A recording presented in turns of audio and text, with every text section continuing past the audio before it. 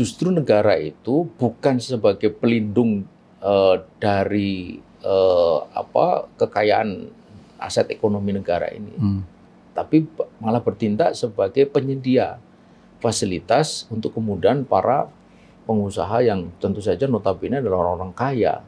Sementara kalau orang-orang miskin itu begitu kerasnya, ya, biasanya itu mereka-mereka yang sebutlah menyerobot hutan, yang menebang 1-2 pohon itu begitu rupa dihukum begitu keras kan gitu. Nah, kita dengarkan itu ironinya dari nenek-nenek yang mengambil biji coklat atau apa begitu, harus dihukum 3 bulan. Jadi ini ketidakadilan. Kalau pertanyaannya terus mau diapain? Loh, kalau itu melanggar ya harus dikenain hukum.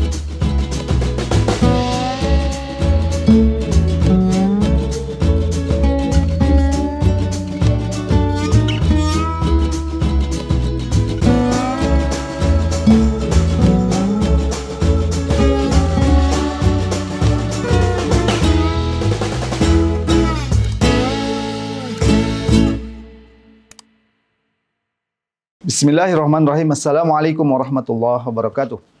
Pemirsa yang dirahmati Allah Subhanahu wa Ta'ala, kembali kita bertemu dalam program Focus to the Point. Kali ini kita akan membahas kebijakan pemutihan lahan sawit 3,3 juta hektar. Untuk itu kita akan memperbincang hal ini dengan Ustadz Ismail Susanto. Assalamualaikum Ustadz. Waalaikumsalam warahmatullahi. Kita ketahui dalam upaya memperbaiki tata kelola industri kelapa sawit, pemerintah akan memberikan kesempatan ini Ustaz, kepada pelaku usaha dan akan memutihkan sekitar 3,3 juta hektar lahan sawit. Sebagaimana yang dikatakan oleh Menteri Luhut Binsar Panjaitan. Apakah ini cerminan keadilan Ustaz? 3,3 juta hektar itu sangat luas. Saya kira seluas Jawa Tengah.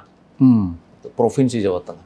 Kebayang oleh kita seberapa luas jika benar akan diputihkan itu. Dan boleh dicek itu 3,3 juta hektar itu dikuasai oleh berapa perusahaan. Pasti sedikit. Diputihkan itu kan artinya sebelumnya bermasalah, begitu? Sebelumnya bermasalah.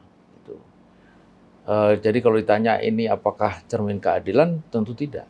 Mengapa? Karena untuk diketahui atau penting untuk kita ketahui bahwa ada saat ini 14-15 juta petani di negeri ini yang katanya negara agraris yang tidak punya lahan 1 meter persegi pun.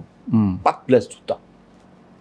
Sementara pemerintah hendak memutihkan, artinya melegalkan penguasaan terhadap 3,3 juta hektar seluas Jawa Tengah, yang itu pasti hanya beberapa perusahaan.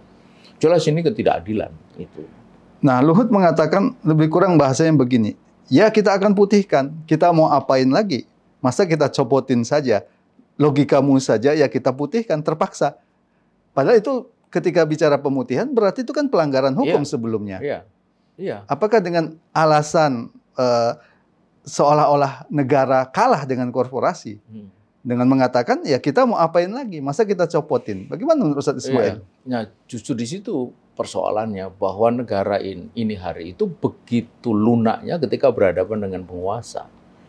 Justru negara itu bukan sebagai pelindung dari kekayaan aset ekonomi negara ini, tapi malah bertindak sebagai penyedia fasilitas untuk kemudian para pengusaha yang tentu saja notabene adalah orang-orang kaya.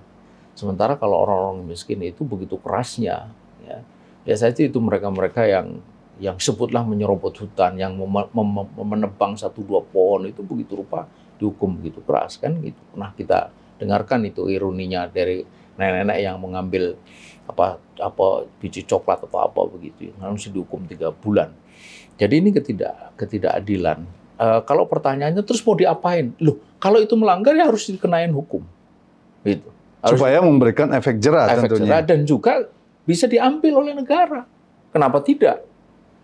Wong itu punya negara kok, lahan itu, ya kan? Dikelola oleh negara. Bukan dan hasilnya untuk rakyat tentunya. Untuk rakyat. Dan negara bisa mengelolanya. Punya BUMN kok. Jadi yang paling pokok itu memang standing point-nya ini apa gitu. Kalau standing point-nya itu untuk menegakkan keadilan, melindungi aset negara, sumber daya ekonomi negara untuk kepentingan rakyat, pasti gestur dan narasi yang dikembangkan akan berbeda. Kalau standing position-nya itu memang maunya untuk melindungi kepentingan pengusaha, dan boleh dicek itu pengusaha itu siapa.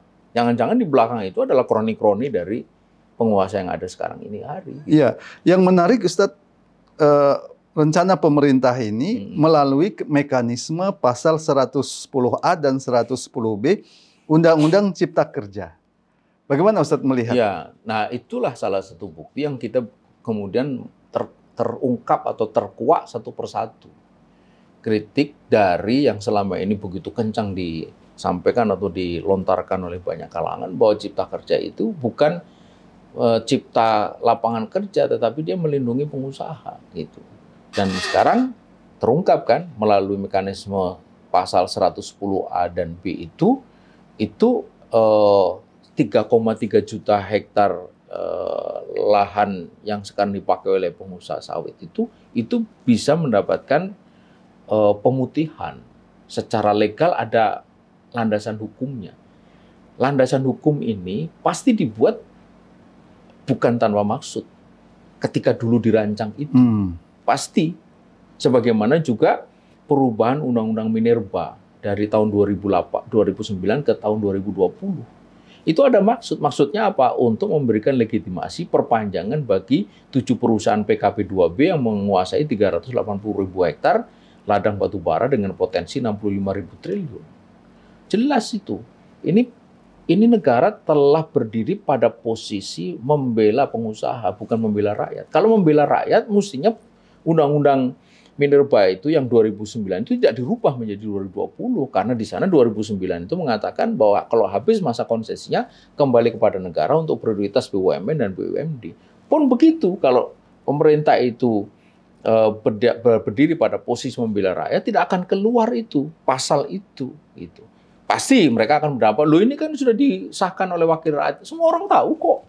Wakil rakyat itu mengesahkan itu atas nama siapa gitu. Apalagi kalau itu disahkan dalam mekanisme online, rapat online. Ya memang berdasarkan mekanisme ini, nanti korporasi bisa tetap beroperasi ya setelah membayar denda administratif. Ya. Artinya apa? Perusahaan yang memiliki lahan sawit di kawasan hutan tersebut menjadi legal. Ya. Asal menyetor pajak sesuai yang diatur dalam Undang-Undang Cipta Kerja. Ya. Pertanyaannya, Ustaz, seimbang nggak antara pajak yang mereka berikan dengan keuntungan yang mereka dapat selama ini dengan beroperasi secara, sebutlah kalau disebut sekarang ini akan dilegalkan, berarti sebelumnya tidak legal kan begitu. Ya. Sebelum ke sana, saya kira ini presiden yang sangat buruk. Ibarat kata orang mulai nyolong, setelah itu kemudian bagi hasil curiannya itu. Ya kan? Itu kan nyolong dia, ngambil tanpa hak. Kemudian oleh yang punya itu, ya sudah, kau bayar sekian gitu. Ini presiden-presiden yang sangat buruk, orang akan percaya pada adagium langgar dulu, setelah itu atur kemudian. Jika itu sampai diyakini, maka negara ini sebenarnya sudah berdiri tanpa hukum. Gitu. Might is right, siapa yang kuat dialah yang menang. Kemudian soal pembayaran itu juga semua orang sudah tahu bahwa di belakang itu pasti ada pengki-pengki gitu, ada kolusi yang harus membayar 100 cukuplah 50, sama sebagaimana juga pajak kan. Gitu. Ya itu pula yang disampaikan oleh Walhi ya. Walhi mengatakan kerugian negara dan kerugian perekonomian negara pasti jauh lebih besar dibanding denda yang diperoleh negara. Iya, 3,3 juta hektar. Itu berapa nilainya itu, ya kan? Kemudian itu baru kerugian material, belum lagi kerugian sosial, dalam arti bahwa perasaan ketidakadilan itu mau dibayar berapa? Ya, memang ini sungguh sangat tidak adil saja. Antara lain juga kita lihat salah satu yang nanti akan dilegalkan itu adalah perusahaan Surya Darmadi. Perusahaan Surya Darmadi ini telah merugikan keuangan negara sebelumnya 2,2 triliun rupiah dan perekonomian negara sebesar 39,7 triliun ya, dan dalam tidak terbayar. Ini dalam kasus korupsi perizinan dan pencucian uang. Itu ini kan orang bermasalah dan perusahaannya itu kemudian diputihkan, mendapatkan legalitas itu. Nah, itu. Jadi alih-alih mereka mendapatkan hukuman, yang ada malah justru mendapatkan kemudahan. Gitu. Apa bahayanya kalau negara ini seperti sekarang, benar-benar dikontrol oleh para pemilik modal? Inilah yang kita sebut bahwa negeri ini tuh makin hari makin masuk dalam cengkeraman oligarki. Jadi bukan demokrasi, kedaulatan rakyat, tapi yang ada adalah demokrasi sekedar sebagai alat legitimasi bagi kedaulatan pemilik modal. Dan jika itu benar, 3,3 juta hektar itu dikuasai oleh mereka secara legal, pada akhirnya setelah melalui proses pemutihan, kekuatan finansial mereka akan semakin besar.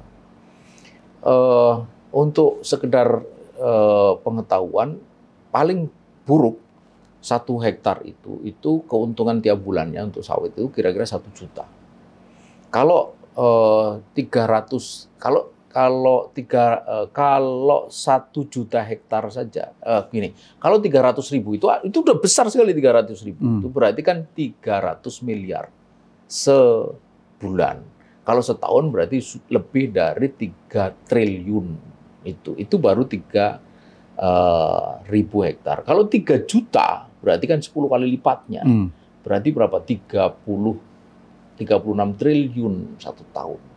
Kebayang nggak oleh kita itu? Itu dikuasai oleh hanya beberapa perusahaan.